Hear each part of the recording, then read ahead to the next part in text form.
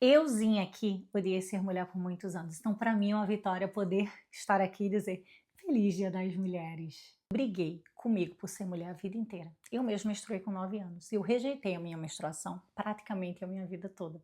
Isso daí porque eu ouvi as pessoas dizendo para mim que menstruação era doloroso, era um inconveniente, era um problema. E por isso eu fui cada vez mais me desconectando da menstruação e do meu feminino. E quando eu falo de feminino, eu falo tudo que está interligado com essa energia, que é a sensibilidade, é a parada, é o silêncio, é a calma. Tudo que conecta com essa energia feminina. Tudo que era conectado com essa energia feminina, principalmente a escuta, a pausa, eu interpretei como errado, que não era certo, que eu tinha que eliminar da minha vida, que aquilo ali era algo que iria me atrasar e não me ajudar na minha caminhada, na minha jornada. Porque o que iria realmente me ajudar na minha jornada era o movimento, o fazer, o produzir, a energia masculina. E quanto mais eu rejeitava a energia feminina, mais eu corria para a energia masculina. Eu ia limpando de mim tudo que era feminino e iria me conectando mais com a energia masculina.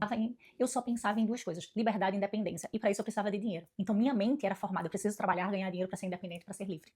Independência é uma energia muito masculina. Eu me basto, eu tenho que resolver tudo comigo, tudo no meu controle. Pessoa grávida com refluxo, tá fácil não, tá? Mas vamos lá. E eu me conectando com essa energia masculina, eu fui para esse mundo masculino. Me tornei piloto de navio, fui para navios onde muitas vezes eu era a única mulher, sempre conectada com essa independência. Independência tem muito o quê? Eu sozinha. O navio era o que eu mais fazia, ficar sozinha. E eu fui vivendo naquele ritmo, trabalhando muito, fazendo muito, me provando muito. E o principal, não parando, movimento constante, trabalho, trabalho, trabalho, trabalho. Sem perceber meu ciclo, sem perceber como é que eu estava, sem perceber as minhas necessidades naquele momento, o que é que eu estava sentindo, se estava bom, se estava muito rápido, se eu precisava descansar. Nem sabia o que era descansar naquela época. Até que meu corpo começou a cobrar. Hoje eu vejo que era óbvio, eu não ia conseguir funcionar daquele jeito por muito tempo. A endometriose começou a piorar cada vez mais. Eu me lembro de eu estar numa manobra, a lágrima descendo e eu fingindo que nada estava acontecendo porque eu tinha um trabalho a fazer. Eu ignorando completamente todos os sinais do meu corpo. Por quê? Movimento, eu tenho que fazer, eu tenho que ser independente, eu tenho que ter a minha liberdade. E era só isso que meu corpo movia. E eu não percebia que o que eu estava criando era uma prisão. Era uma prisão interna de dores, de sofrimento, de tudo oposto à liberdade. Era uma prisão que eu estava vivendo. Eu queria resolver isso de forma prática. Fiz uma cirurgia que não deu certo, porque eu só fiz a cirurgia. Só a cirurgia não ia mudar. Eu tinha que mudar o meu estilo de vida. E a partir do momento que eu entendi que eu ia ter que mudar o estilo de vida, meditação, alimentação, exercício físico, eu comecei a limpar o meu corpo. E quando eu comecei a limpar o meu corpo, eu comecei a ter a capacidade de ver os problemas que eu não conseguia enxergar. Era como se eu tivesse mergulhado num rio sujo, cheio de coisas, mas eu não conseguia ver. Então eu ia empurrando com a barriga.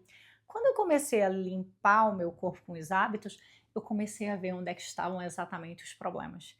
E quando eu comecei a ver os problemas, eu comecei a entender o que eu precisava, as mudanças, os meus sonhos, os meus desejos. E muito dessas necessidades e desejos estavam interligados com o feminino. Foi a primeira vez que eu comecei a pensar em parar de embarcar, diminuir o ritmo, em cuidar de mim, em casar, em engravidar, constituir uma família. Foi a primeira vez que eu comecei a voltar para o meu feminino. Eu comecei esse processo, parar de embarcar, casei, engravidei. Só que eu sofri um aborto. E esse aborto foi dilacerante para mim. Foi algo muito sofrido e não conseguir engravidar depois foi algo destruidor. Mas foi algo muito importante para minha jornada, porque eu entendi nesse processo que eu precisava fazer as pazes comigo, com o meu feminino, com o meu corpo. E eu tinha que fazer as pazes de alguma forma, porque era impossível continuar vivendo comigo. Eu tinha raiva do meu corpo, eu tinha uma raiva de ser mulher, eu tinha raiva do meu útero. Como assim? Eu nasci com útero para poder engravidar e eu não engravido? Como assim eu não funciono? Então eu tinha muita raiva dentro de mim, do meu útero. Eu me lembro de nesses processos de raiva, de ficar com muita raiva do meu corpo. E eu entendi que eu não ia poder viver no meu corpo com a raiva que eu sentia dele. Então eu tive que buscar um trabalho para poder fazer as pazes comigo. Não era só o meu corpo, era também com a minha sensibilidade. Eu sempre fui uma pessoa altamente sensível. Desde pequenininha, minha mãe sempre falou isso. Mas eu, para poder me conectar com a energia masculina, eu abrir mão dessa sensibilidade. Todo mundo me dizia quando eu era adulta que eu era prática, mas quando eu era criança diziam que eu era sensível. Então eu isolei uma coisa e me conectei com a praticidade, que era energia masculina. Então eu tive que voltar para integrar essa praticidade com essa sensibilidade e fazer as pazes com esses meus dois lados, porque os dois lados são necessários para que a gente consiga viver uma vida equilibrada. E quando eu comecei a minha jornada para fazer as pazes com o meu corpo, com o meu útero, com o meu ciclo, eu fui me reconectando com o meu corpo, com a minha história, com as minhas dores, com as dores da minha ancestralidade, e eu fui fazendo as pazes com isso. E hoje, trabalhando com mulheres, eu percebo que não é algo só meu, só a Thaisa que viveu. Eu trabalho com mulheres extremamente capazes, inteligentíssimas, que já se provaram para elas, para o mundo, mas mesmo assim ainda vem a necessidade de precisar fazer mais. Nunca a gente é reconhecida se a gente fizer o que os outros estão fazendo. É sempre necessário fazer mais. E esse fazer mais, em algum momento, vira desumano e o corpo simplesmente sucumbe. A gente consegue atingir muita coisa profissionalmente, mas a um custo da nossa saúde muito alto, até que o corpo nos cobra. Cobra com burnout, com doenças autoimunes, com todos os tipos de doença. E aí a gente precisa parar. Por quê? E por que chega um momento que a gente precisa parar? O corpo pede para a gente parar. Porque antes sempre tem uma demanda que a gente precisa fazer mais, e mais, e mais, e mais. E a gente pensa que a gente consegue. Não só consegue, como a gente faz, a gente prova, a gente tá indo ali. É só olhar ao teu redor, a quantidade de mulheres que estão fazendo coisas que a gente não imagina como elas conseguem. E muitas vezes fazendo tudo isso sem nenhum reconhecimento. E o principal não reconhecimento, o delas mesmas. O nosso, o meu reconhecimento por mim, por tudo que eu tô fazendo.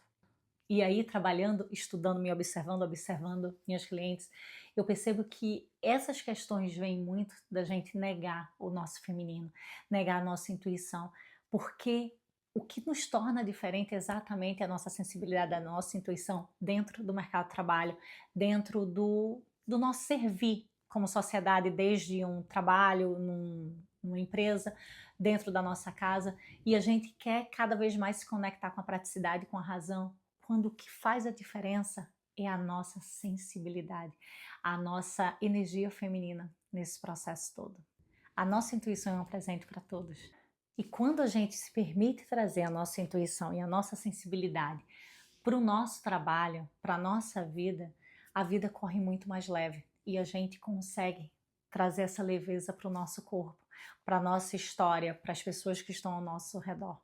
E olhando para tantas dessas mulheres, eu me reconheço nas histórias delas e provavelmente você deve estar se reconhecendo agora também. Porque em algum momento o teu corpo te parou quando você achava que estava subindo, subindo, subindo. Ou você viu alguém ao seu redor, ou teu corpo está parando agora. Você está tentando ir e teu corpo não está rendendo.